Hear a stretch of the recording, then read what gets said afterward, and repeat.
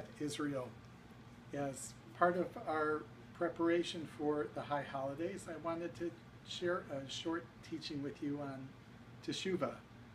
Hopefully this will be one of others that I'll be sharing throughout the year. Teshuva comes from the root shuv, meaning to return. This concept is really at the heart of our holiday practice. I'd like to take a couple of minutes to reflect on its meaning. What is Teshuva?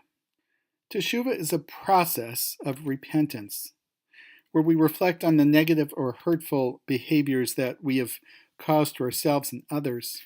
It has both an effective component where we want to feel a sense of regret, and also a more active component where we engage in personal self-accounting, cheshbon nefesh, called in Hebrew, and at the same time reach out to others that we may have hurt during the year.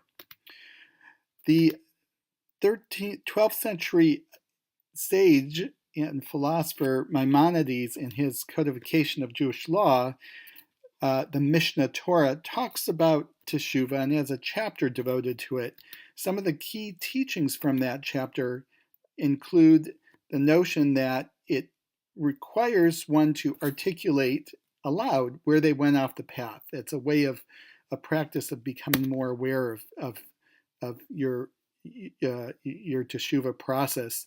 But that Teshuva is quite powerful, and that if we really do it intentionally, it has the power to affect atonement in Rambam's imagination, that God actually can hear that authentic work that we're doing. And he says that we really know when we're on the right path when this similar situation comes up that led us astray the first time, if we lost our temper, what have you, that we're not tempted to repeat the same behavior. And finally, that Teshuva really is a matter of our free choice. We're not preordained to be a certain way. We have the capacity to always reinvent ourselves as new human beings. Now, when one thinks about Teshuva, a lot of questions might emerge. What about if we've hurt others intentionally and we didn't realize it? Or what if we can't really remember the Teshuva incident that may have happened months ago? Or what if we don't think our behavior is hurtful when others do? And what if others don't forgive us when we authentically reach out to them? Of course, there's other questions as well. I don't think we're going to solve all of that, but I did want to point out that Teshuva can be thought of as a kind of a muscle where we want to build that muscle, exercise it, so we can get strong, so it becomes easier to do this work. So the month of Elul, this month, is really a great time and the right time to take on a practice.